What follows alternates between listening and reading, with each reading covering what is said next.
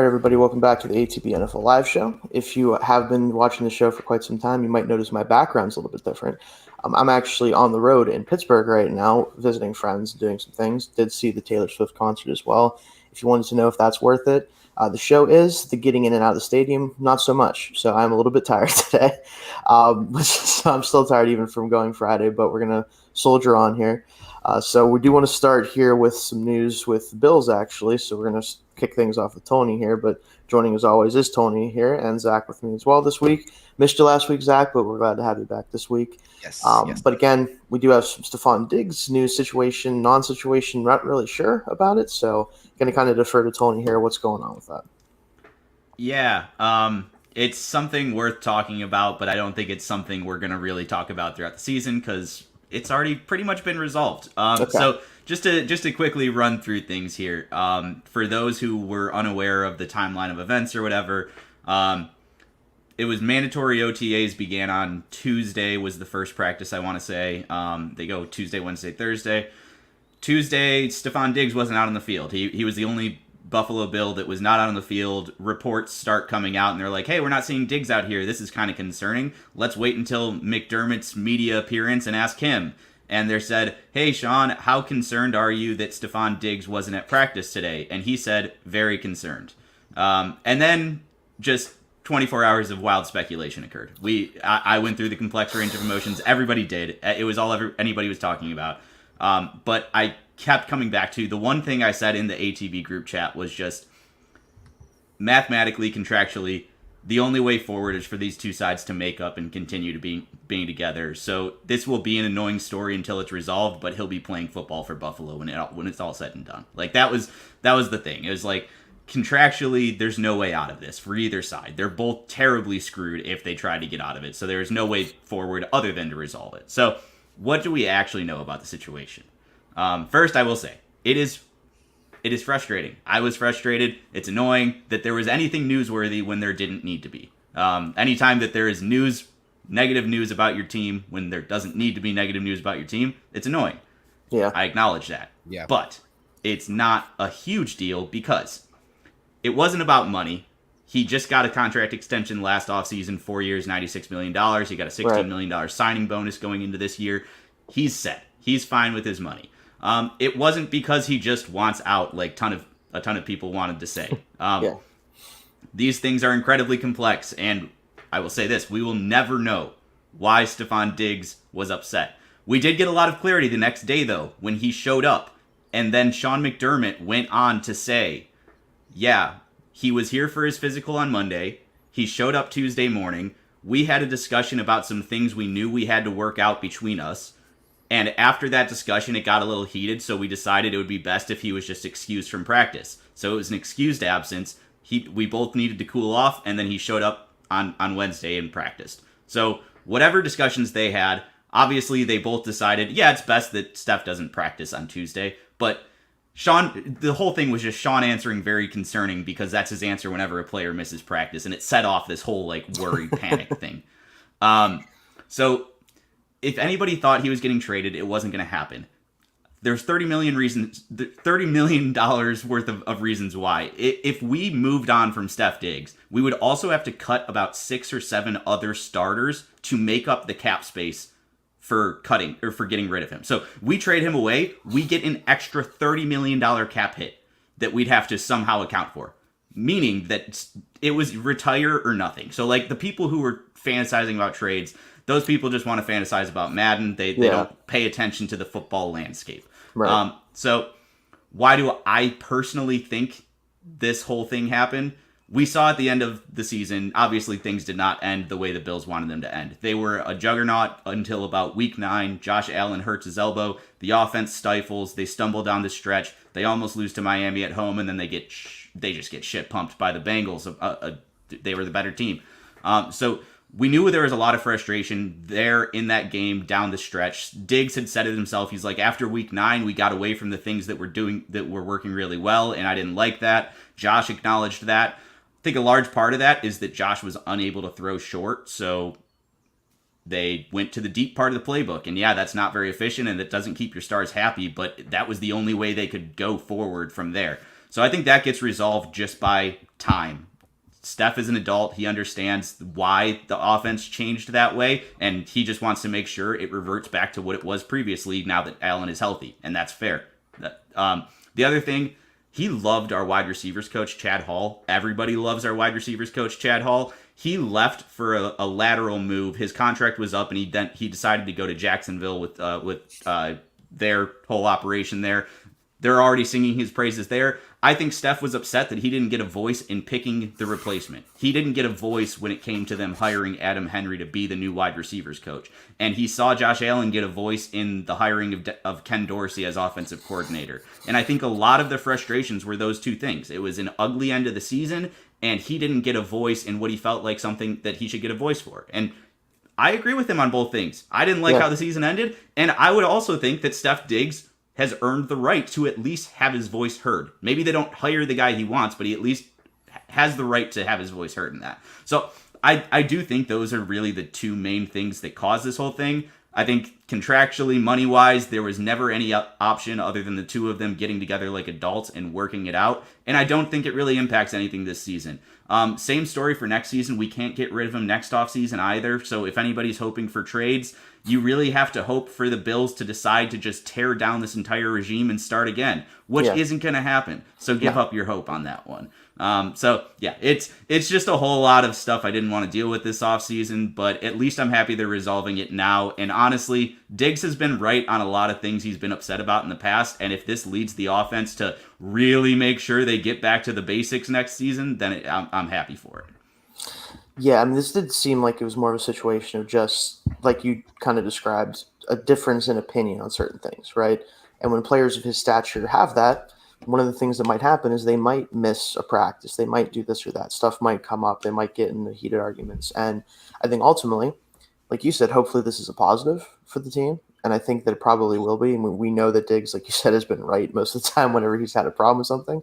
So he clearly knows what he's talking about. I think we all believe that just based on his ability to play football as well. So I do hope, because he's so much fun to watch, Josh. Like, it's just too much fun to break that up anytime soon, as long as they're both healthy and out there, like one of the best duos in the sport for sure. Hoping that, just as a football fan, that this does stay smoothed over and everything is good from there. But anything you want to add there, Zach? No, I mean, 9 times out of 10, it's what, June 18th, right? Today, Yes, June 18th. Yeah, it is the dead season. A lot of these stories and things pop up because people have nothing better to talk about. And I was talking to my family about it today. Sometimes you just have to wait the month or whatever to wait till things are actually going on. There's actually training camp. There's actually like things happening before you, like, everybody just bites into every single storyline and media bit and like blurb comment that comes around, because 9 times out of 10 they're being made up to be a lot more than they are. Yeah, I think that's kind of where you can chalk this up to. But unless you're a Dolphins fan, and then every single little rumor happens to become true, and it's just like, oh, what the heck? Well, yeah, some teams are. Because I feel like this time last year we were hearing about the Brady collusion. And listen, yeah, that one was a bit more substantial. Sitting here in the off season, just like, oh, are you kidding me? What? We did what? Yeah, I don't envy Dolphins fans, even though they have a fun team right now. Just too much weird stuff happens to you guys. At least it's not the bullying scandal or cocaine scandal on our offensive line coaching. So, honestly forgot about those things until you said something. But yeah. You can never forget Jonathan Martin and Richie Incognito. Never. No. I don't think Tony can forget Richie Incognito either, because then he went on to have a fantastic. He provided the best guard play and biggest headache I've noticed from a Bill for a guy that had that last name. He really was hard to miss. Like, kind of weird, right? Really strange. The name fell far away from the tree. Yeah, first you become a professional athlete, and then you do all the weird stuff he did, and then you're also good. It's like kind of whatever. But enough about that. Sorry. I have one closing statement on the Diggs, not the incognito stuff.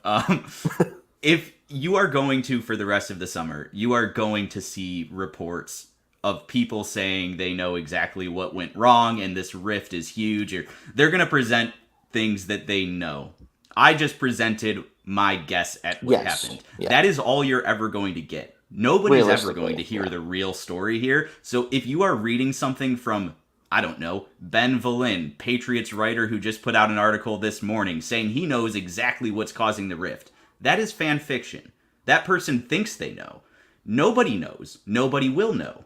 It's not something we're ever going to hear the truth about. So if you want to read the fanfic articles, please do so.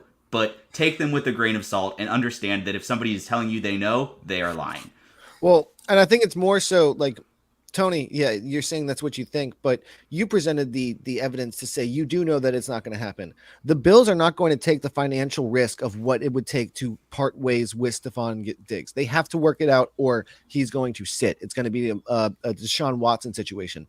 There is no way for them to part with him until after next season, like feasibly. So yeah, cool. There's a rift. We know what's with the rift, but it doesn't matter. He's still going to be here he's going to be in Buffalo for the next 2 years, whether they like it, whether he likes it, whether Buffalo likes it, no matter who likes it and doesn't, they're going to be stuck together for the next 2 years. So there's nothing to do. Like, cool. Yeah, I mean, you can think about it all you want, but yeah, support your local beat reporter. Yeah. But no, yeah. So hopefully that isn't going to be in the news a lot, but we'll see moving forward. Let's move on to our topic of the day, our actual main topic. We're going to do the AFC South primer this week. Did NFC South last week. Zach, I know that you got to kind of miss that one, but got you back for this one. Zach, do you want to give us your quick hit just rankings of the NFC South? Yeah, sure. The NFC South. Okay, so let me go ahead and pull up. Just down the line. What you think? Yeah. I would say that I really think that it's New Orleans' division to lose, just with how stacked their roster is compared to everyone else. Kind of what we said with the division because of how weak it is. Yeah. I think I'm going to go Atlanta second because I believe in what Arthur Blank and what's head coach? Arthur Smith. Arthur Smith. Yes. Arthur Smith. Yes. I believe what they're putting together. They have a really good, solid foundation. And their run game is incredible. Carolina third and Tampa Bay fourth, just because I have no idea what Tampa has a quarterback, and that's the most important thing. So I'm more trustworthy of Carolina, what Carolina has going on, than what Tampa has. And they're also picking, and Tampa's picking like luxury defensive ends in a season that they need to be taking like actual foundational pieces. Like they're set up to lose. It's like they thought that they could get Brady to come back one more time. Yeah, love Kalijah Kancey, but weird pick for sure. Yeah. Pretty much falls in line with us. You really just nailed that division like we presented it last. Pretty much, yeah. I will flip Carolina, Atlanta, honestly, probably until the season starts. I flip Atlanta, New Orleans, but they're all there. But it really doesn't matter too much. Who is Tampa's quarterback right now? Baker. As the moment says. Okay, you know what? Oh, don't give him hope. Oh, he's taking the optimistic route. Somebody get Jeff in here. He's going to be so excited to hear it. Yeah, don't give him hope. They might get third over Carolina. Just because, look, there was nothing for Los Angeles last year, and Baker made nothing, something out of nothing. Like, I'll give him that. 48-hour period. Yeah, I will give him that. So I think with an actual team that he gets to sit down, that's not Cleveland. Well. Yeah, he has Chris Godwin and Mike Evans to throw to. The weapons are good. That's not a problem. It's one of those things where I think the variance is very high. So they could be the worst team in the league in my opinion, or they could be very much straight up down the middle. They could be very much be third in the NFC South. Yeah, I think it's possible for sure. I think my only thing that could change is I could flip Tampa and Carolina. But anyways, to what we're talking about. Let's move on to the Texans here. So we're going to start with the Texans. They were 3-13-1 thanks to that weird first game of the season. Not sure what that was still about. The last game was somehow weirder too, which is the funny part, but we'll get into that. So they are last in the division last year. They had an interesting offseason, especially draft, where they decided to take CJ Stroud after reports of it being Will Levis or Will Anderson and everything else. They take CJ Stroud and then come back up at 3, giving up their first round pick next year, believe it or not. That's the part that kind of we talked about that we're not happy about, but they did it. They come up, they get both their guys. They get Stroud, Anderson, cornerstones, they hope, of their offense and defense. They add D'Amico Ryans as head coach, the first true real head coach that they've hired in the past few years. It was at least a top candidate, so excited for them for that. This is the first year where I can say that I think that they're actually going for it, right? They're trying to build something now, truly. And they're starting that process with the new coach, with the new quarterback. So there's a lot of optimism here. But there's a reason why they were last in the division last year. They're still a very young team. I kind of want to start with Tony here. What do you think as far as, let me start with their strengths and weaknesses that you'd say for the roster this year? So strengths, it's hard to say strengths, right? Because I came into this with the mindset of thinking Houston is a bad team and they're going to be bad. And then I looked at their roster and I was like, this group ain't as bad as I thought it was. Like, this is the first time in a few years it looks like an NFL roster versus like an expansion team roster. Exactly, yeah. I think they took a much more like, let's build something that is functionally a football team approach this offseason, and that's good. It's setting a foundation. So pros as far as like actual roster talent goes, I think it's all about the high-end youth they've brought in and their potential to take a step. It's their offensive line, which I think is an actual outright strength, despite the bad play of Kenyon Green last year and not really knowing what Juice Scruggs is going to give you at center. But outside of that, Quessenberry behind him. Scott Quessenberry, 32nd out of 32 centers.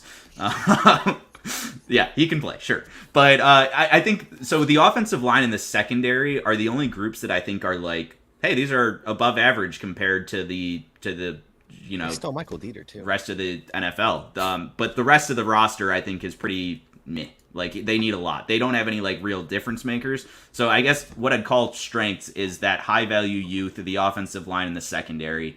And then their like deficiencies are just lack of high end talent. And I think I also put vibes as a con for them. And that's weird because the vibes are the best they've been there in a long time. But looking at that roster, it's just so vanilla. They're still a year away from looking at it and feeling excitement for any reason. So that's the biggest weakness, I think, for them. It's just that they don't have anything super strong. They are the Lions when they brought Dan Campbell in.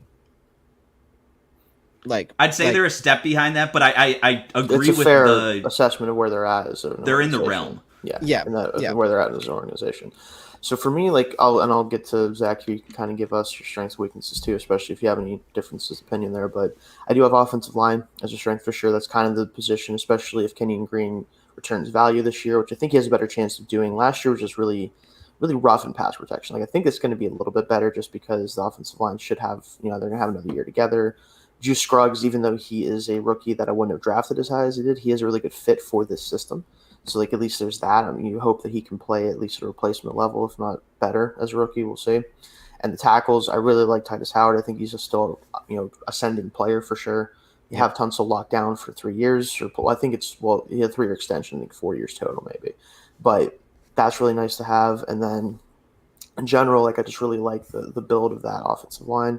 Running back, I really like. Pierce is a really good player. I really do. Singletary as a backup is awesome. Those two as a duo should be really effective. If nothing else, maybe not explosive. Even having Mike Boone at third is he's always a possibility to hit a home run. Yeah, that's for sure. So I really like that. And then you touched on Tony, the secondary, very talented, very young, but they do bring in Jimmy Ward. I think that's really important. That's the guy that is going to make this defense work for D'Amico Ryans. He's one of his guys. There's a really big pickup. I think. I know he's an older player, but still really, really good safety. Going to kind of help these guys come along in the system, I think, and really make it a lot easier for them as well. So that's huge for them. Weaknesses, receiver is pretty much just a bunch of guys. I really like Nico Collins, hoping he can be a 1, but he's probably more likely a high end number 2 at the very top end of his ceiling. John Mechie, I'm really excited to see him, hoping he can be that kind of primary slot guy. Robert Woods, he can still play. I don't know how much he's really going to get as far as receiver, but he'll teach these guys. No, I think exactly. They've kept him for the veteran presence. I mean, that's what it's going to be. There are not many wide receivers, I think, that are talked of in a high regard as Robert Woods. Yes, he's going to be helpful for the role that he plays on every roster he's been on. He is a really, really big. We just said vibes. He's a really big vibes guy. Like somebody to come in and be like, "Yo, you guys are brand new. Let me show you guys the way of being a wide receiver in the NFL." Because he has been a steady and steadfast receiver in this league for years. And he's a super high quality blocking receiver, which matters in this Shanahan style offense. It definitely does. He's going to be key to helping with their run scheme and everything else too. So that was still a good pickup. But again, how much is he going to help you in the receiving game at this point? It's probably nil, but still you're going to get something out of him from there. D-line still. Will Anderson is going to be a huge boost, but they're still kind of middling there. I'd like to see them add an interior presence next year, but for now, is what it is. The Sheldon Rankins pickup was slightly exciting. It was at least something that's going to give them more starting caliber actual players for sure. Yes, one of the pilferings of the New Orleans Saints defense. Yes, one of the many this past year. And then you do have a rookie quarterback in a situation where he doesn't have the weapons he just had in college, realistically, if we're being honest about it, right? Like, that's going to be interesting. I really do like Stroud a lot, despite the fact that I was very high and young and had him number one. Stroud is definitely worthy of the pick, in my opinion, as a prospect. It's just, can he do much in his rookie year, considering the surrounding situation? At least the offensive line is good, but we'll see about that. But yeah, that's kind of where I'm at with this roster. Like you said, Tony, not a lot to be excited about right now. I think that all these players that are young will be obviously significantly better come 2024, but it's really just about seeing what you can get out of them in 2023 and seeing who is worth investing in long term as we kind of get farther down this rebuild line. But one thing Zach? One thing I do think definitely that was going to help CJ Stroud a lot for his development is the coach that he was placed with. And like, not that I want to say that race plays a really big thing for like these quarterbacks, but the fact that you have Davis Mills and Case Keenum there, if Stroud comes in, and with all of the talk that happened before the draft of all of his testing, and he didn't play well, I think him playing with D'Amico Ryans is going to give him a much longer leash than playing with a lot of other coaches who would give in to the idea of like, oh no, we got to pull him, we got to sit him, he's not playing well. I think that's going to do really well for his development long term. Like I said, especially because of the negativity that was happening before the draft. It sounds like the Texans are all in, and that was entirely a smokescreen, which good on them. Yeah, they did a fantastic job at not showing exactly who they were going to pick. And obviously not telling us that they were going to trade their own pick to go back up to 3 and take Will McDonald. Will Anderson. Will McDonald would have been even worse. But yeah, I don't know. I'm excited to see what happens. I definitely think that they are a team that can. I think that they could get a win in week 2, depending on if the Colts pull the trigger on Anthony Richardson or not. If they do pull the trigger, I think that they might lose that game. If they don't, I think that they could possibly find a way to beat Gardner Minshew in week 2 and get a win much earlier than last season.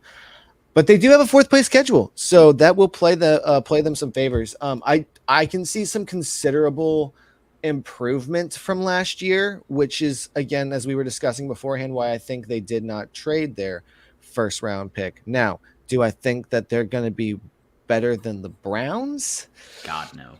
That's a bit of a stretch. Really hard. I don't think there's any overlap with the Browns' floor and the Texans' ceiling. Like, I think if the Browns bottom out and the Texans overperform to the best of their possible abilities, I think there's still like a 3-game gap between those two teams. Yeah, and the only thing that I can say that happens for sure is that like just Deshaun Watson is like not the player anymore. But if he's bad, like they're gonna win a whole lot more games than the Texans.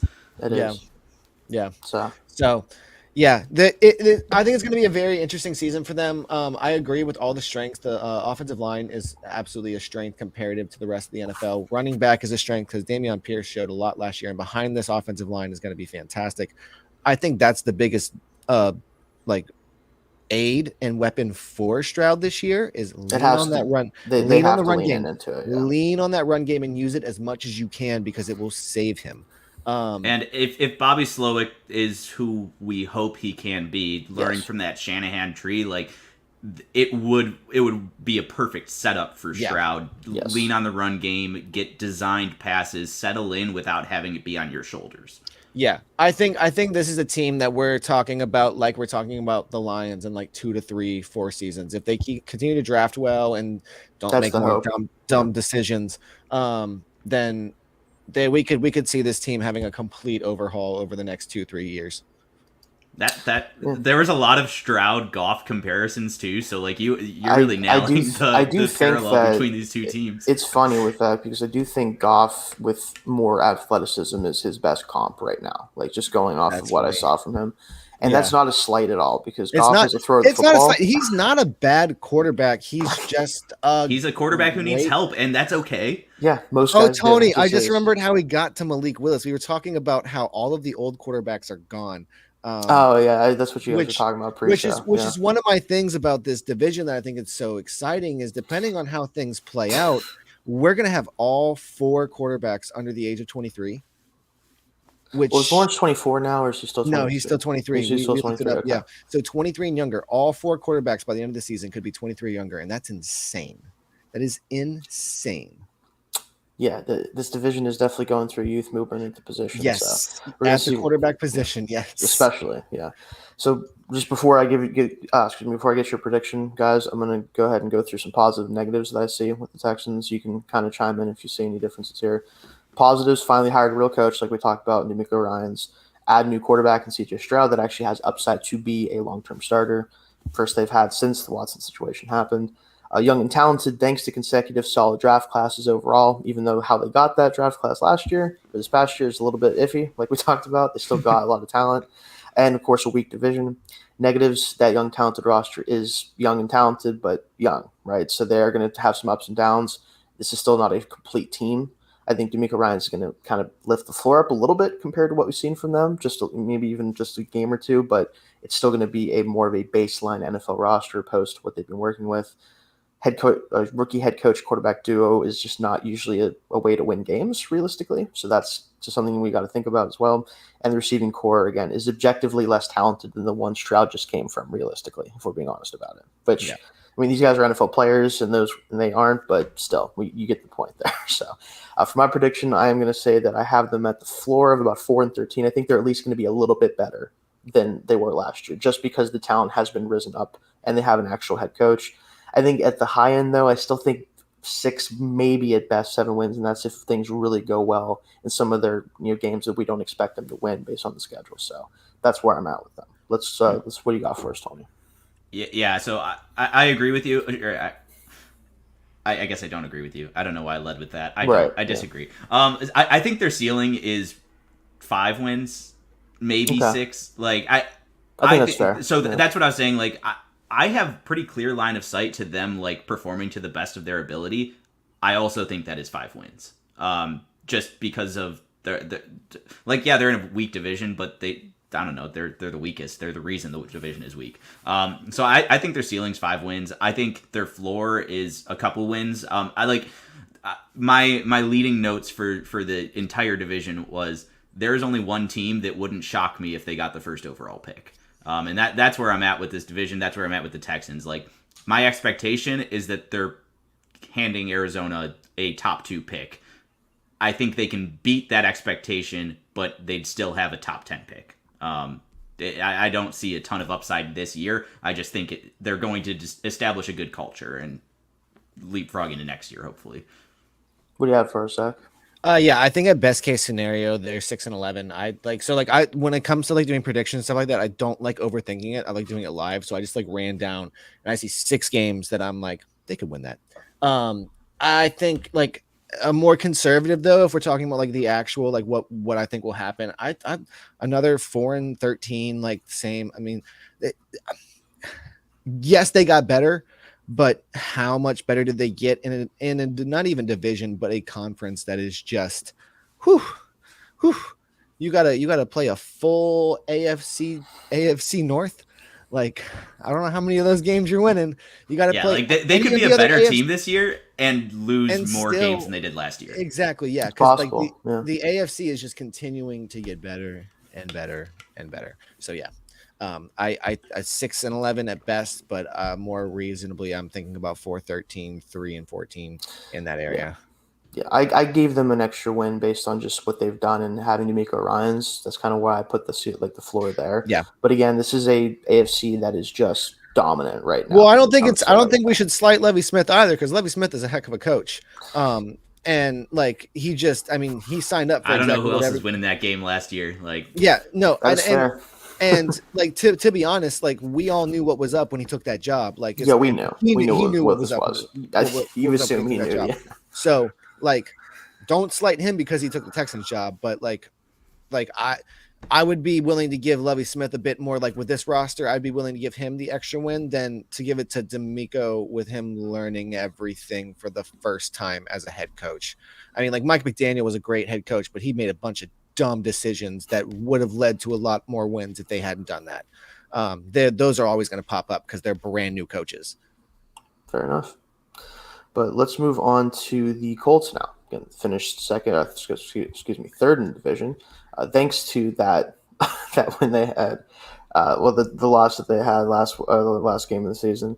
So they finished 4-12-1, right? That was their record. Yeah, I'm pretty sure. Yeah, 4-12-1. One of the weirder seasons I've seen in a long time.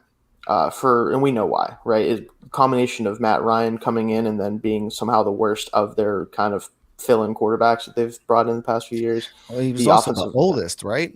Well, yes, he was, yeah. But he's also probably depending on how you feel about Phillip Rivers, maybe the most touted of them at that point.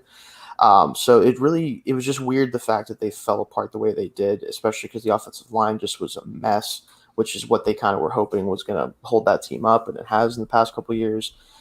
The head coach situation with Jeff Saturday coming in, still not sure what that's about. Blowing a 33-point lead to the Vikings. So many weird things with this on team, a Saturday, right? Yeah, Wasn't that on a Saturday? I think it was, yeah, actually. Yeah. But just so many weird things happen with this team. So like you look at the record and you're like, oh, this is one of the worst teams in the NFL. Roster wise, I don't think they are 4-12-1 roster, right? That's just not what they had been. They have some turnover for sure, but again, this is a team that I think is going to at least be a better team next year in some way, shape, or form, even if the wins don't improve by a ton. Mostly because, and the reason that probably wouldn't happen is they did reset at quarterback with Anthony Richardson. That's kind of the big story of their offseason, of their draft, is one, taking him and leaning into that type of offense with their new head coach, Shayne Steichen, and then now when will we see him, right? Because I think that's really a big determining factor for how this season goes for them. But let's start with strengths and weaknesses. Let's start with Zach here this time. What do you got with them? Yeah. So this is a weird team because, like you said, it feels like the entire team took a step back last year as far as like how they played. There were a lot of players that we were sitting here talking in 2021, like, oh my gosh, these are fantastic players. These are fantastic people that they have on their line. Like, really, their offensive line should be a strength. They have a pretty good offensive line. They have some good pieces, but like Quentin Nelson had a rough year, weird season last year. Their Shaquille Leonard, another one who had all injuries, pro injuries, messed up his season. He played a bit worse. So for me, the big thing about this team is, can they take the step forward? Because Jonathan Taylor, that should be a strength as well. Can he go back to what he was the year? Now, granted, they probably were asking way too much of him last year because of what the situation was. And that's not fair to him because he literally just carried the team a year before. I don't know how many quarterbacks can continue to do that year in, year out and not bog down. There are some strengths on this team, but it's really just going to be, do they return to being a strength again? Now, weaknesses, we're still talking about wide receiver in this, and I think that's a theme across this division is wide receiver is not the greatest. I'm not necessarily the highest on this. Now, Michael Pittman Jr. is better than I will give him credit for. I just want to see it more consistently, but he also hasn't had the people to throw him the ball consistently. And I don't really know much about their secondary, but I'm just worried for any team that I can't really like make a read on their secondary with the AFC at the moment, because you need to be able to defend against the pass. And if you cannot defend against the pass, you're going to have a long, long season. So yeah, this is a very interesting team. I think that they can make a splash. And I think it depends on how soon they go to Anthony Richardson. What do you think, Tony, for strengths and weaknesses with this team?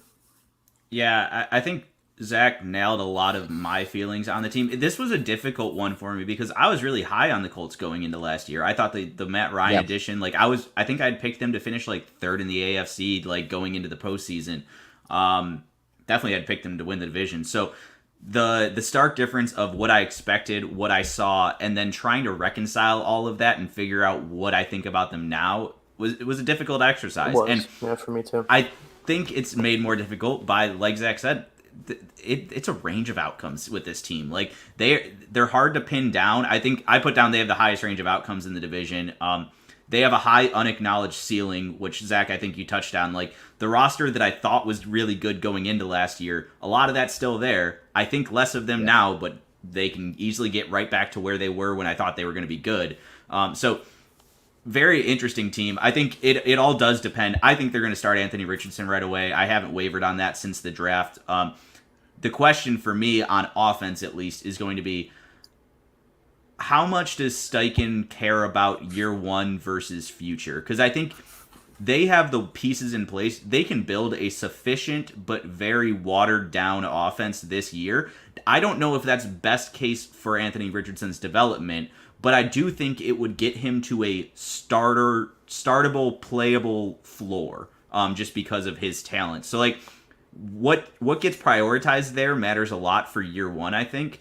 So that's the offense. I think it all rides on just what their approach is. Do they want to slow play it and it's going to look uglier, but it's going to be better for Richardson in the long run? Or do they just want to go out, establish the floor with the run game, and then figure out the passing later? Defensively, yeah, they lost more than they gained in terms of players I like.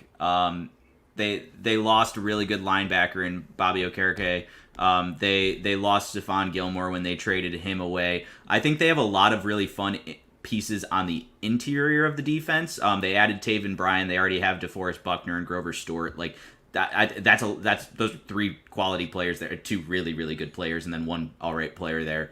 I think they aren't set up to defeat the pass. And that's where, like Zach, you were saying, they're not built for the AFC, right? They're built for the NFC. Yep. Which their division is the most NFC division of all the divisions. So, like, they're built to play the Titans. They're built to play the Texans. Not quite the Jags, but outside of the division, they're not built to play anybody yet. And so I think that, I think they've got more strengths than I was first willing to acknowledge, but I don't think they have. I don't think they're competing in the playoff picture this year, but I think they can get there pretty quickly next year. I think for me, with the strengths, I just want to start off with this, is I do think the interior defensive line with DeForest Buckner is going to be really important for this team, because Kwity Paye is still a bit unproven for sure, and the edge rush in general is probably not going to be great. Yeah, it's just going to be tough to get consistent pressure for them, so Buckner has to have a big year for sure. Grover Stewart's one of the better nose tackles in the league, so that's helpful as well. Receiver, I actually am a little bit higher on their potential. I don't think it's going to happen this year because I just don't think the passing offense is going to be fully fleshed out. But I do like the pieces they have, like Josh Downs a lot, especially picking the third round. I would have taken him, high second, even as high as that. So no problem there for me. McKenzie's a fun addition to a certain degree. I wonder what they're going to do with him. Like at least he can do some different things. Jonathan Taylor, when he's healthy, when the offensive line blocks for him, one of the best running backs in the league, right? That's going to be a huge part of their offense. Like if he can get going again, the offensive line can get going again. The floor of this offense is going to be risen significantly, right? Just because if they can run the football effectively, just like any other team that does that, you're going to have a certain baseline on offense, right? But at the end of the day, with weaknesses, cornerback is going to be a huge one. There's a possibility that two rookies are starting on the outside. And if anything happens to Kenny Moore, there's probably going to be three rookies playing, with Jalen Johnson probably filling in the slot. Like, there's just so much concern there for me as far as year one, just because rookie corners generally, even the premier ones, unless you're like a Sauce Gardner, they usually just don't play very well, right? Like, it's just kind of how the position goes. Like Julius Brents, I like him as a player. I like Darius Rush. Those guys are big physical corners that can run to a certain degree. Is it going to work in year one? It's just really hard to ask. Quarterback, again, with Richardson, what is he going to look like? Do they slow play it, like you said, Tony? Do they kind of allow him to have to do everything so he gets faster development, even if it maybe ruins the season to a certain degree, wins-wise? Do they try to just get something set up where like they can be as effective as possible year one with him? That's really kind of going to be determined by what the game plan looks like the first couple weeks. I think if they throw him out there immediately and just say, hey, you're going to do the whole playbook, the whole offense, make your mistakes. It's all right. Figure it out. Their ceiling comes down significantly, right? Because that's just not probably going to work super well for him in year one. Yeah. If they do what you said about maybe, which is where they just really lean hard in the run game, use his legs, let him throw when he has to, make it easy for him, their ceiling is probably higher than people think. So it's kind of that weird dichotomy there. You have to figure out like what they want to do there. that's why they are one of the harder teams to pin down, because if he starts from day one, the outcomes are kind of endless realistically as far as what can happen. So, but before I jump into positives, negatives, is there anything else you guys want to add about the roster? Yeah, I want to give a shout out to the fourth right tackle, Matthew Vanderslice. Incredible name. Wow, that is an incredible name. Awesome. Yes. Vanderslice. That's amazing. He's got to make the team, right? Come on. Wait, they haven't even assigned this guy a number. It's 0-0. I'm looking at, or at least I'm looking on PFF. Isn't that a number they don't have that that shit loaded yet. He's a rookie, active. He it looks like he was undrafted because doesn't even have a round. Yeah, nice. Matthew Vanderslice. All right. Oh, they also have a tackle named Arlington Hambright. Okay, yeah, that I actually know. Oh man, yeah, that's a fun. He's from Northern Iowa. That sounds about right. Hey, UNI, yeah. that puts out some real football players. That's there you go. Yeah, they've got 2 starting tackles in the league right now. There you go. Boom. So Matthew Vanderslice coming for jobs. Maybe. So with positives, let's just start with that before we kind of do our predictions. I really like the hire of Shayne Steichen, especially with the direction they went at quarterback with Anthony Richardson, right? We saw what he did with Jalen Hurts last year. Obviously, it's going to take some time to ever get close to what they were able to do with the Eagles for a multitude of reasons. But the framework, that type of offense is exactly what I think Richardson should be in to optimize what he can do, both year one and in the future. So like the hire there. Defense still has a lot of talent to work with. It's just, again, the secondary is really the concern because Blackman's been up and down.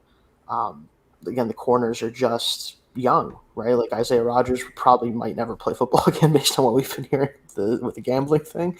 So maybe he won't even factor in probably.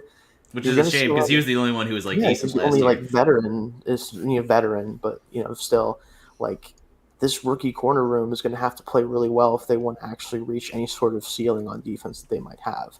And then what do you get from Shaq Leonard? Like, is he going to come back fully healthy? Hopefully, is he going to be that guy? You do lose a carrot cake and EJ Speed and Zaire Franklin. Can they kind of fill that gap? It's a really interesting team. So I'm just going to give my prediction real quick. I think on the low end, just because this team, I do think will be a decent defense kind of regardless. And the offense, I think, is going to be at least explosive at times, even if they really lean into just letting Richardson kind of figure it out as he goes. 5-12, I think they're going to be a little bit better than last year, kind of by default, just because of the situation. And then I see them being as good as maybe 8-9, 9-8. Realistically, like if everything hits, they could be in that fringe like playoff wildcard territory. When the AFC, it's just going to be too hard, I think, to really get there. But they're going to be at least factoring in, I think, maybe late in the season if everything hits. So we'll go to Zach here. What do you have for prediction? Yeah. So again, I just went through it, and it's interesting. We were talking about how they have the division to beat an AFC team. The only other AFC team I could feasibly see them defeating is Las Vegas, just because they have a lot of uncertainty on their team as well. And like, would they even play New England in Germany? I want to say, is that the Germany game? I think so, right? I have no faith in them being able to beat New England. And New England has a lot of uncertainty, but even then, I'm more confident in their offense being enough to be more for their defense to handle. So my max is 10-7 because it's basically you beat Houston twice, you beat Tennessee twice, they can beat the Rams, they can beat Carol. They get to play the NFC South, so that goes in their favor too. Probably the other one division that they would want to play this year.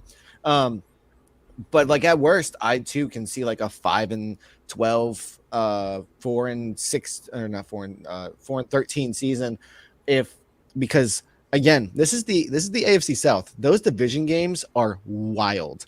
Some of the most entertaining games that you will ever watch, and like anything can happen.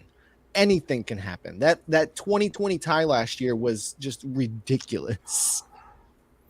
They can never play a normal game. No, they can't.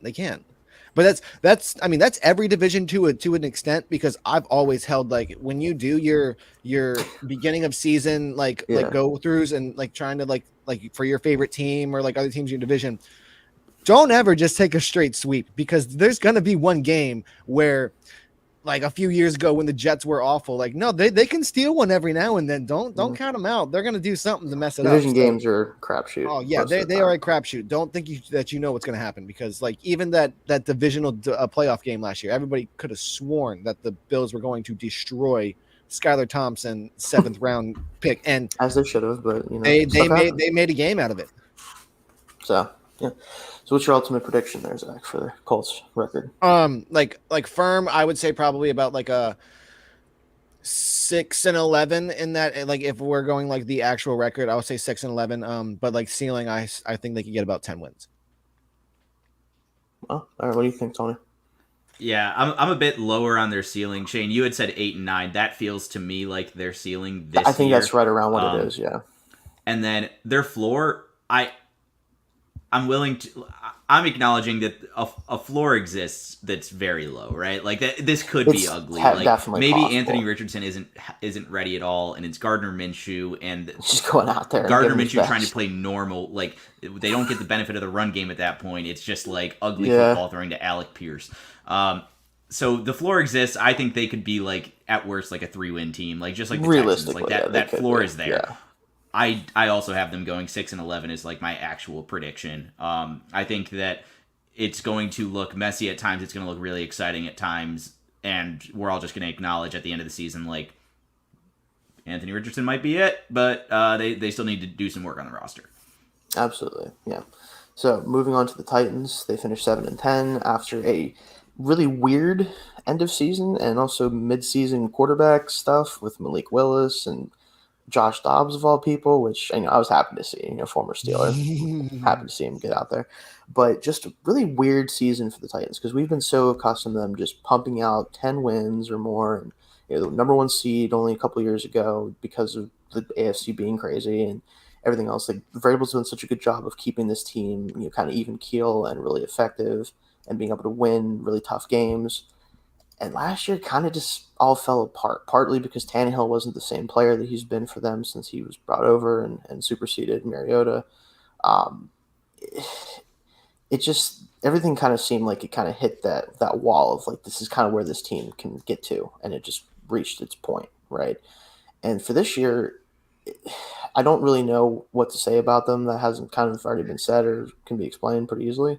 I mean, their strengths, Justin Simmons is awesome. Interior defensive line is going to be good. Safety, I really like, Byard and Hooker as the safeties.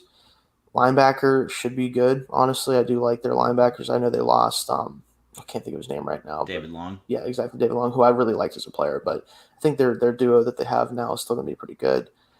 It's just with quarterback, man, like Tannehill, if Henry doesn't carry this team, if he can't do it anymore, which is very possible at his age, what is the identity on offense, right? Like that's kind of what I look at. It's like, what is this team's identity if it's not Derrick Henry? Whether it's because of injury, because of ineffectiveness, can Tannehill get it done at this point? I don't think so. They are going to be that team that needs to latch onto a receiver because their best hope is Traylon Burks staying healthy all season and playing well, because we have to see he has to become a number 1 receiver. Well, but he was the problem for him last year is he was out all the time with injury. When he was playing, he was breaking it, like going nuts, because I mean that was the only one that they was the only person that he had to throw to, and even as the only person that they had to throw to, he was still doing big things.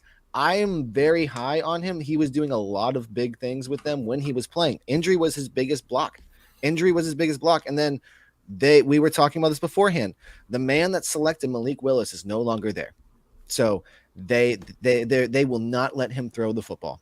Whether that is justified or not, I don't know. But like, the big thing is Ryan Tannehill able to convince somebody for the 14th season that there is something left in the tank? And if that is evident that it's not clear, how soon are we going to the second string quarterback? I'm not going to say who that is because at some point.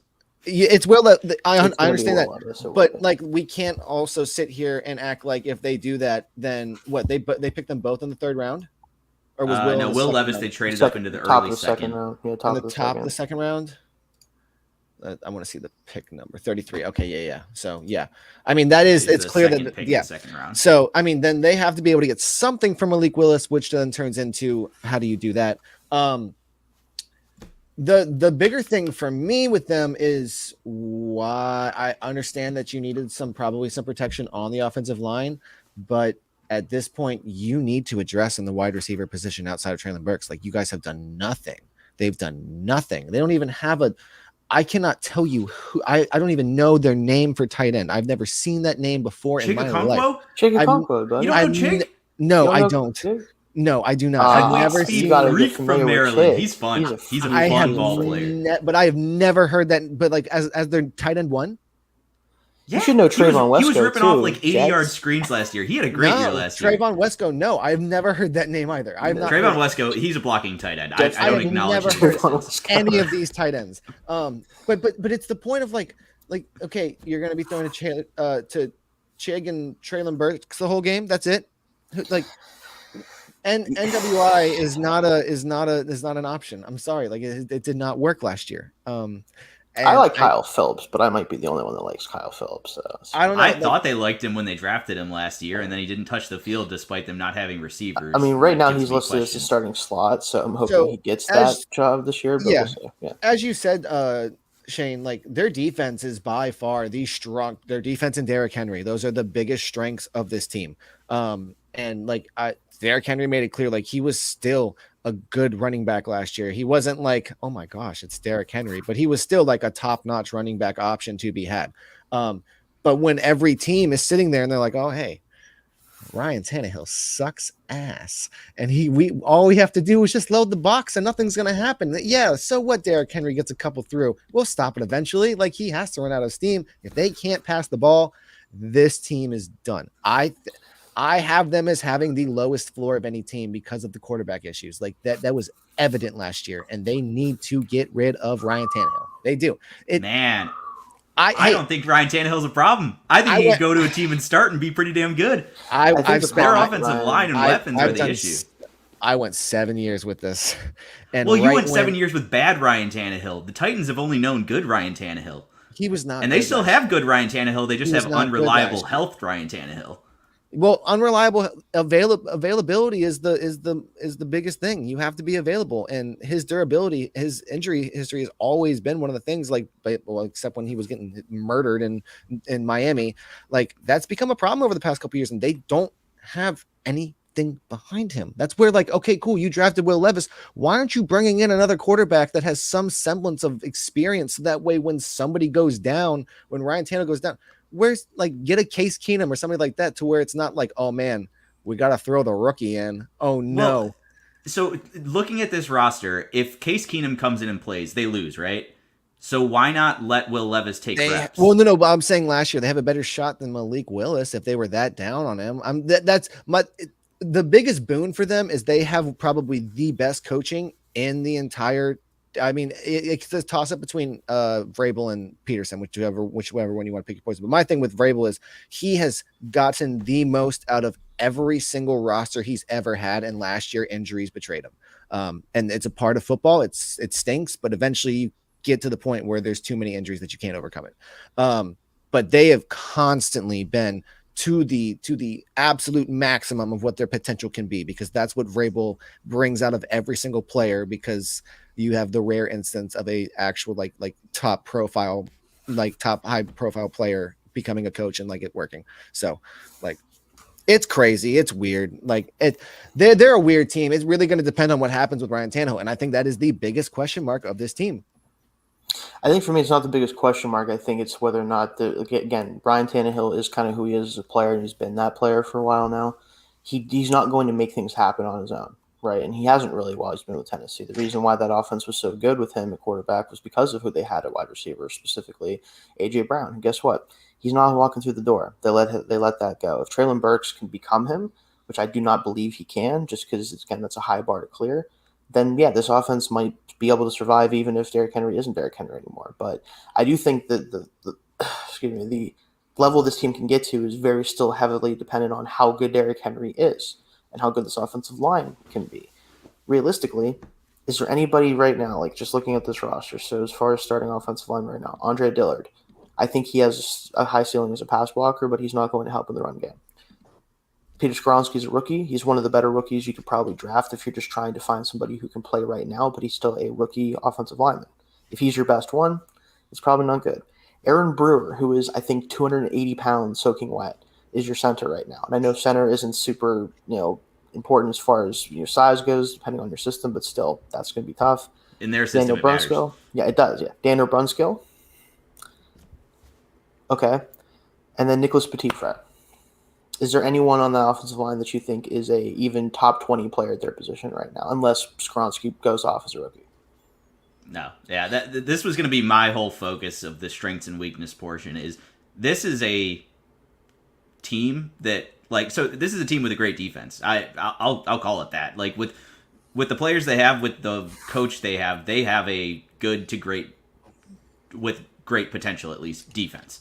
They have a run game that, as long as Derrick Henry is fully recovered from his foot injury, which is a big if for an aging back with that much mileage and that big of a body, as long as his foot is healed fine, like, yeah, they know what their offensive focus should be. They know they have a good defense. The issue that is going to cripple them, and it's not going to be an issue, like, their pass game matters less because they're not really trying to do that, and they care about the run game. It's all about their offensive line. If the offensive line doesn't leap into its potential, and I don't think it will, then they're not going to be good. And it all comes down to that. I still think Ryan Tannehill is a good quarterback. I think his availability is the issue, and that's why you draft a guy, and that's why you keep drafting guys on day 2. Like, one of them will eventually hit if you just keep doing it. And Ryan Tannehill, like, yeah, use him while he's healthy because he's still a good quarterback. The receiver issue, it's a bad group, but, like, addressing the offensive line was way, way, way more important. It did have to happen, especially that high in the draft. Yeah, and so my pros for the team is simply that Vrabel refuses to die. Yes. This man will never let a roster go without reaching its potential. My next point, Tannehill is competent when healthy, and let's hope that he just stays healthy. I said defense was good and could be good again.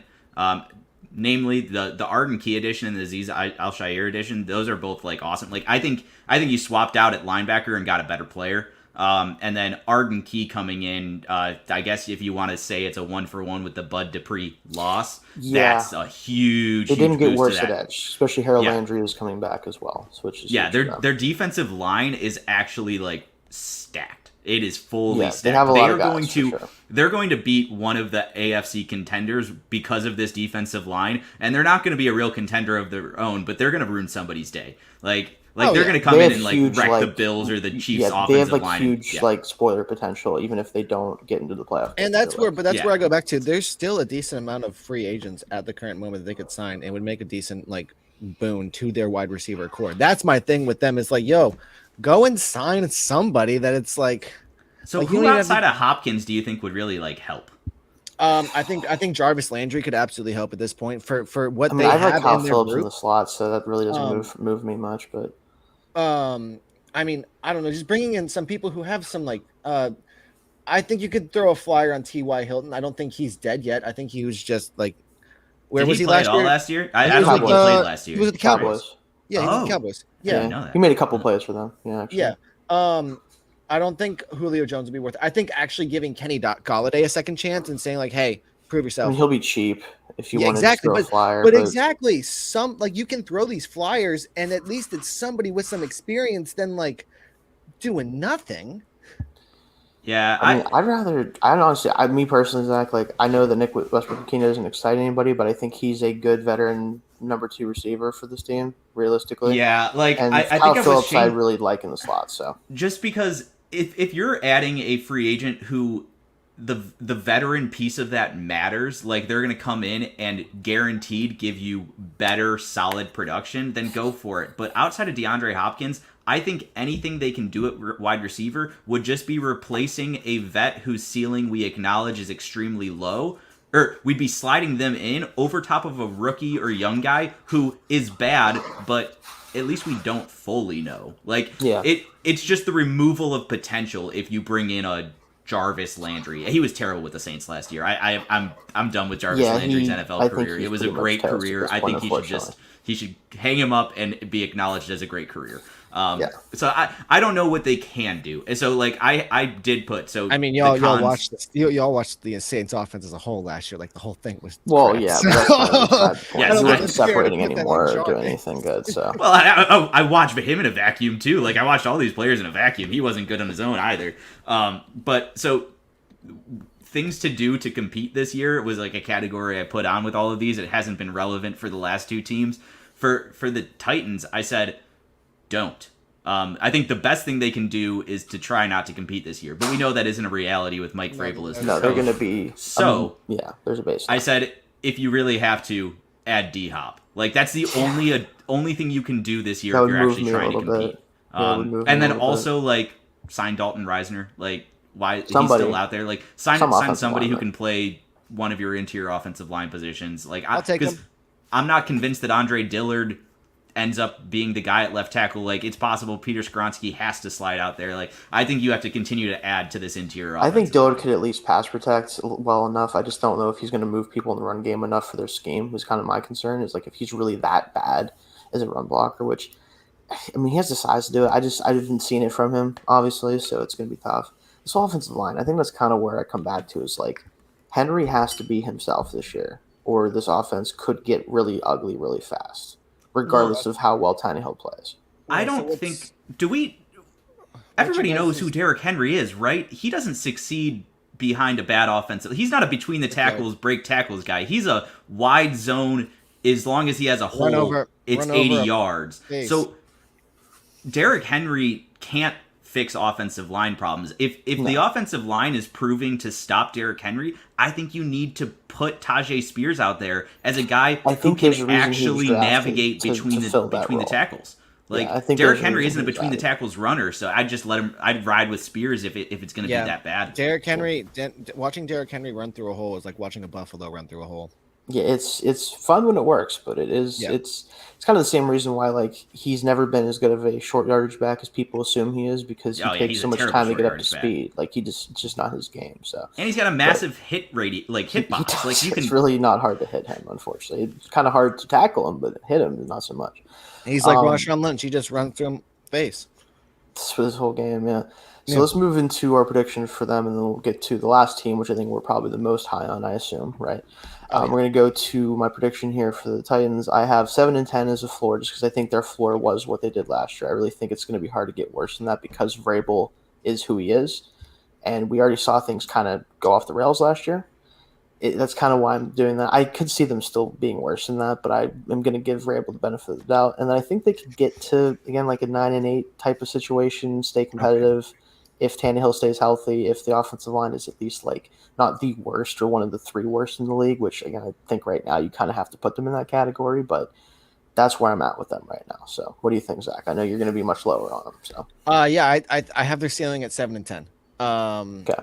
I just went and unfortunately because they end up playing a lot of the NFC teams that are better, and then they have a tough AFC schedule because they were second last year, and we just talked. I'm not as great as their defense or offensive front is, or defensive front is. Their problems on offense, if they're not able to address them quickly, they're going to get outscored against most AFC opponents because it doesn't matter how great the defense is. Like if you can't score the football, then you can eventually tire out a defense if your offense cannot do anything. Which is what we saw happen last year. Like the Titans defense was holding teams repeatedly, but just how long they had to stay on the field, other teams were just eventually able to chip away and be like, all right, well, we can score like 3 touchdowns. You guys can't get into the end zone. Then it doesn't matter. So that's my biggest concern. And I mean, there's even teams like New Orleans where I'm like, they have the weapons, they have the ability. Let's see what happens with Derek Carr. They could beat them very easily. So I have 7-10 as their ceiling. I would say probably they could probably hit that ceiling. Like I said, they get the most from their roster. So I think 7-10, 6-11. I don't think they're going to be that good this year. What do you think, Tony?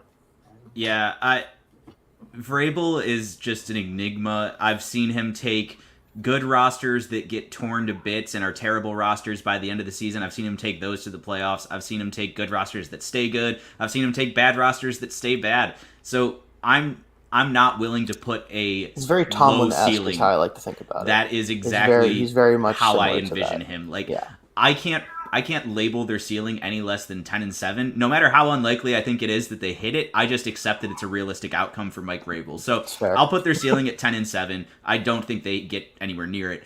I think they will go 7-10. That's what I actually think is probably going to happen. I think their floor is probably 6 wins. Like, I think they're going to hit their floor, or hit pretty close to their floor, but I don't think they can win less than 6 games, just because of they do have a good defense and they do have Mike Vrabel, and that offense, like, we're talking about a lot of ifs, so it can't be good, but it takes a few ifs for it to be dreadful. Like, if Tannehill's healthy and the offensive and Derrick Henry's healthy, they're gonna win 6 games. I'm willing to give him that. So I'll call it 7-10, but I think they have a 6 to 10 win range. Yeah, I think that's pretty fair for them. So lastly, the team that we probably want to talk about the most, and the team that we have the most that we can actually get excited for, the Jacksonville Jaguars. Would I have ever said that before this year? Probably not.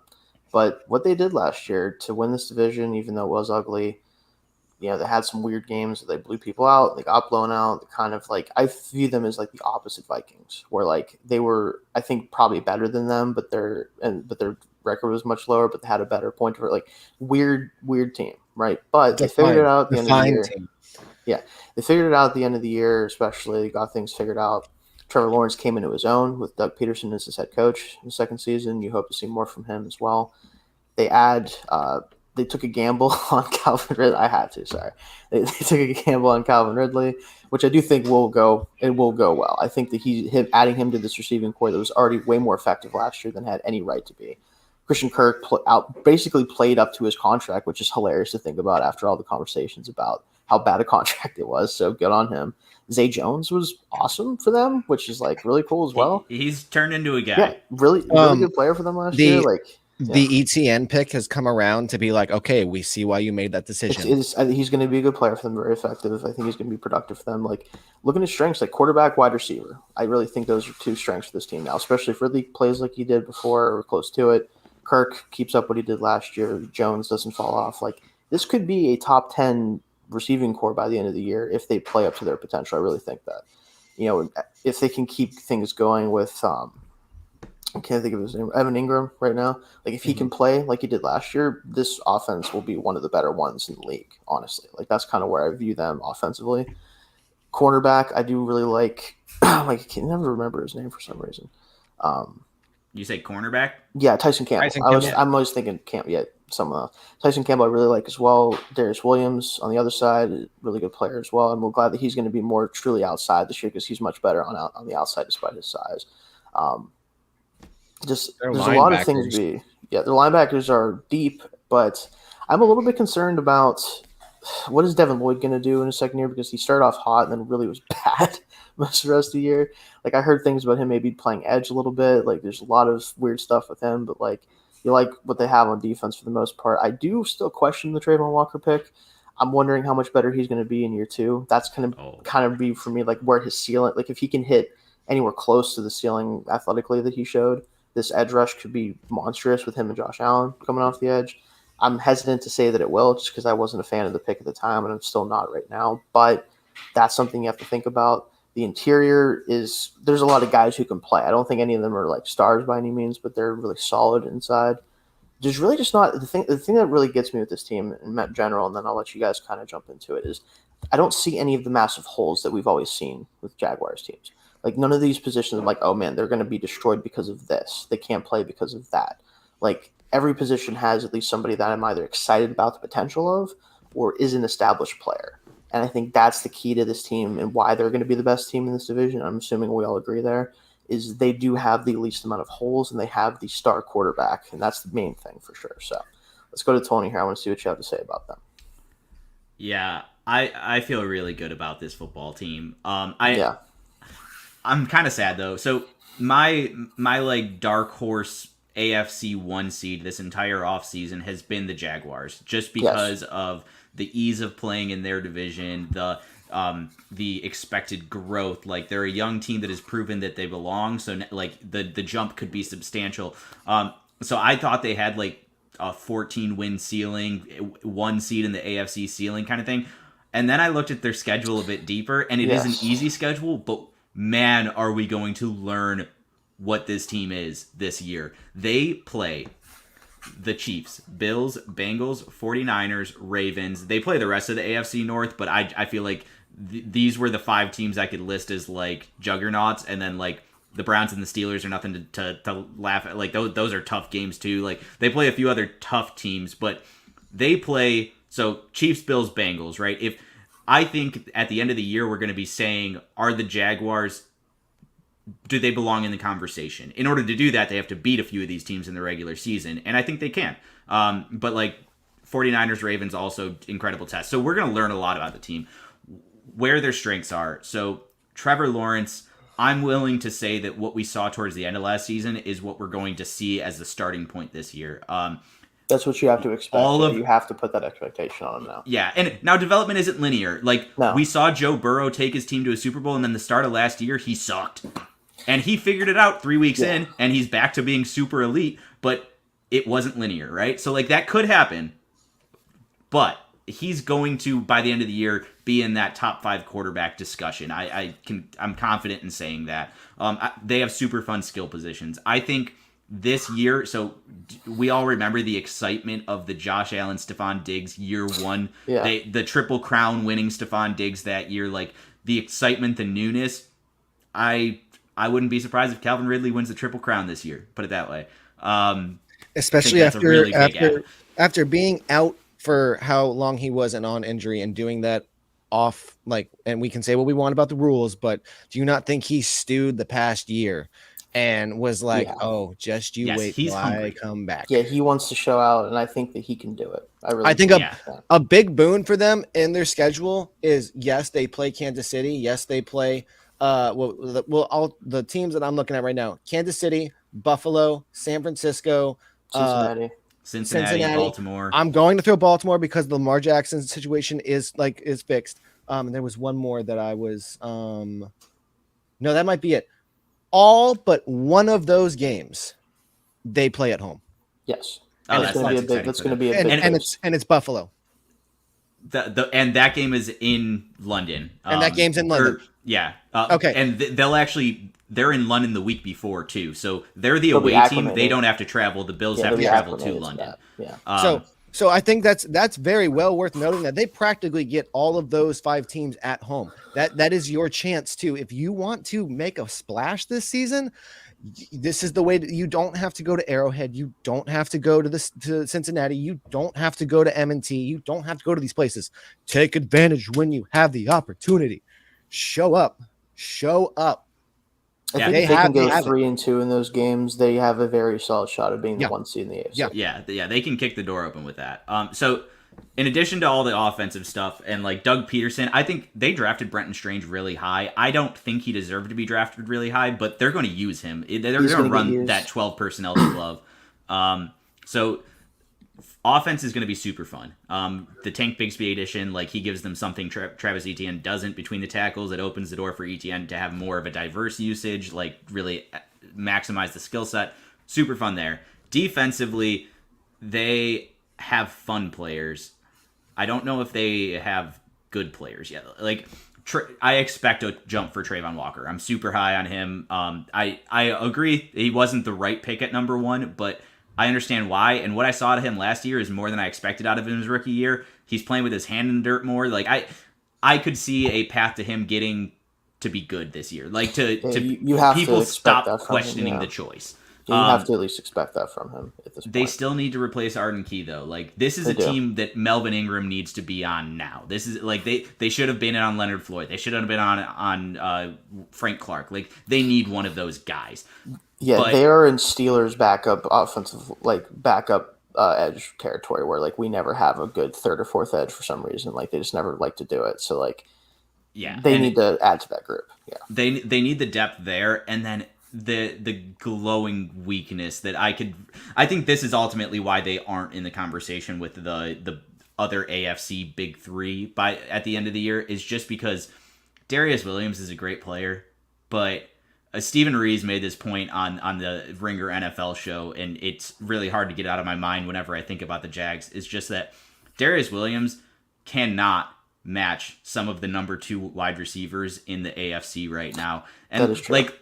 The Chiefs don't present a danger there, but they present many other dangers that nobody is able to account for. But think about like T. Higgins going up; he has a full foot advantage almost. Like basically, might as well be. Yeah. Think about like even Gabe Davis, like Mike Williams. Like there's just a lot of guys out there that I think can like go body him, and we're exciting for Jacksonville. We're not. Wait.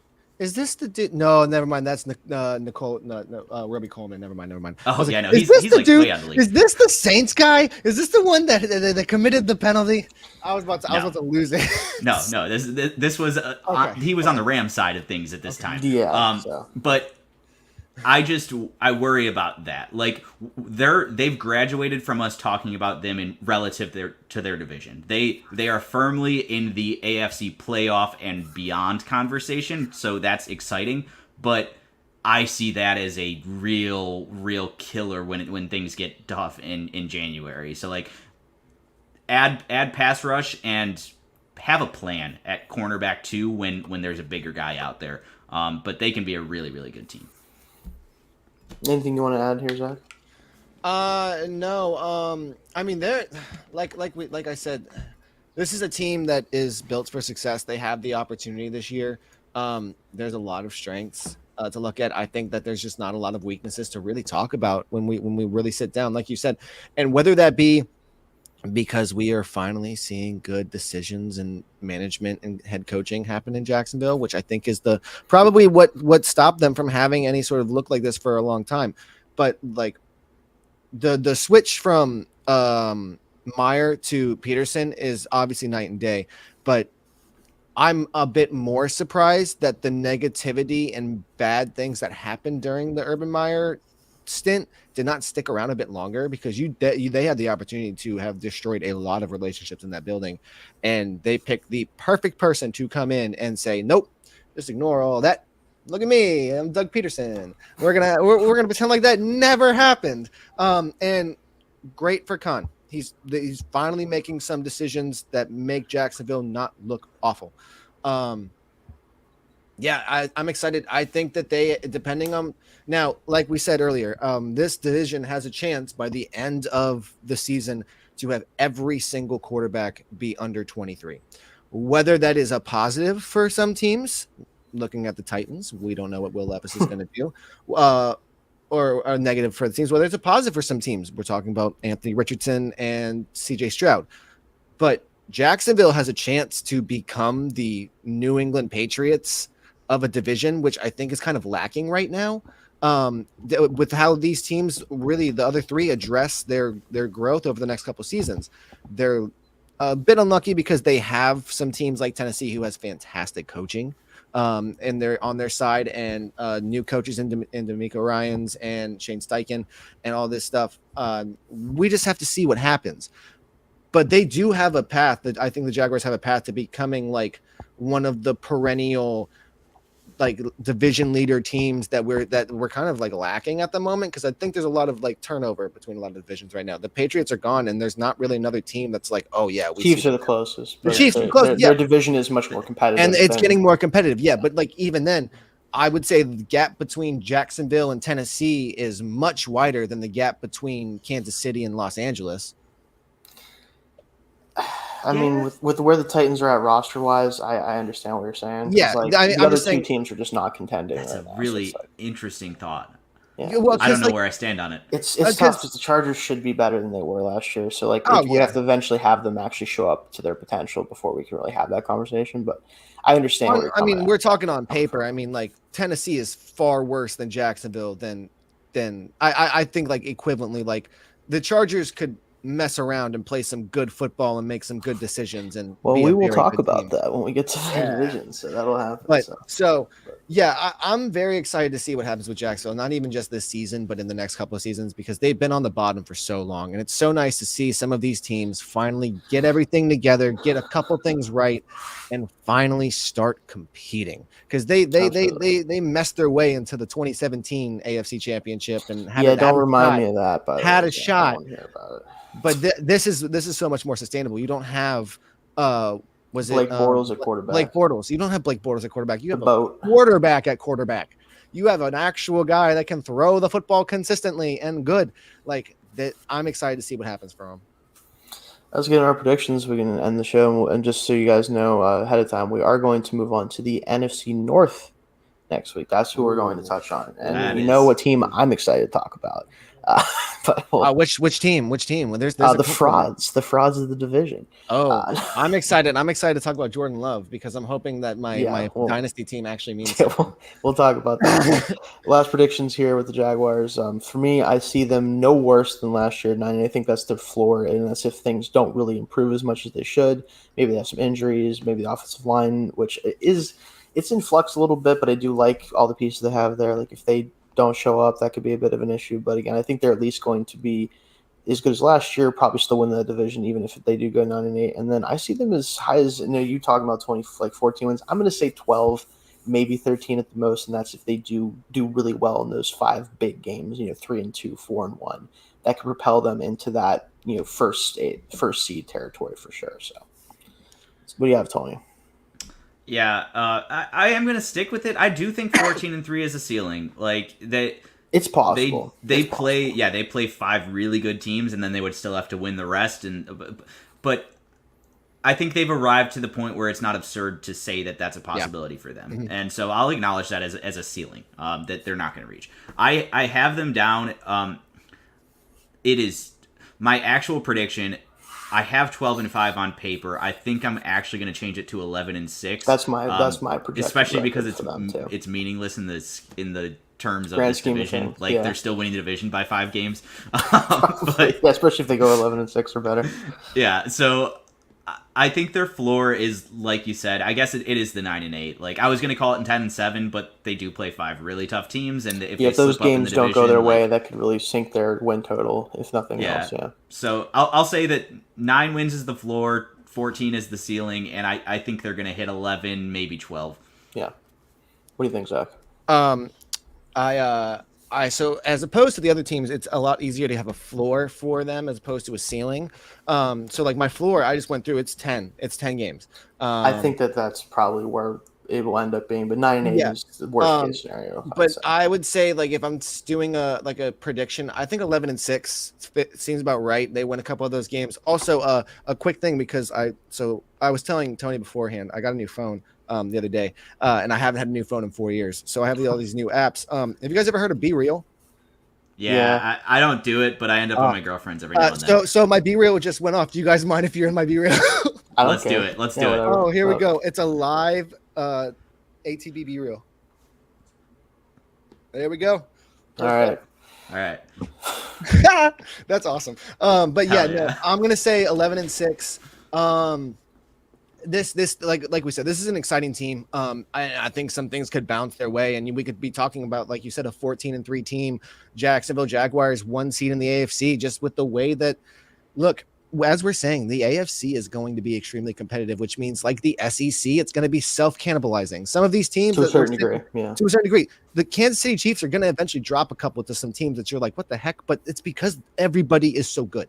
So it's not out of the question to be sitting here at the end of the year and we're looking at Jacksonville as the number 1 seed in the AFC. And if they do, they totally deserve that for the great decisions they've been making over the past. Very similar way to the Titans when they did just a couple of years ago too. Yeah, so and they're in the perfect division to do it. You're right, for sure. So that'll do it for us this week. We will come back with the NFC North next week. That's going to be the goal. So be prepared for that. And then, of course, after that, we'll move on to their counterpart, which, I'm excited to talk about. I was going to say, that's why you picked the NFC South. I wanted to talk about the North NFC North a lot still, but we're going to go through that. It's going to be fun. It's going to be a fun division. But that'll be the show next week. Thanks, everybody, for joining us. And of course, follow ATB, follow us. You can see our ads on the screen. I always forget to say that, but yeah, definitely follow us on Twitter for updates on everything. We do a lot of different stuff here, so definitely look forward to that, and we'll see you next week.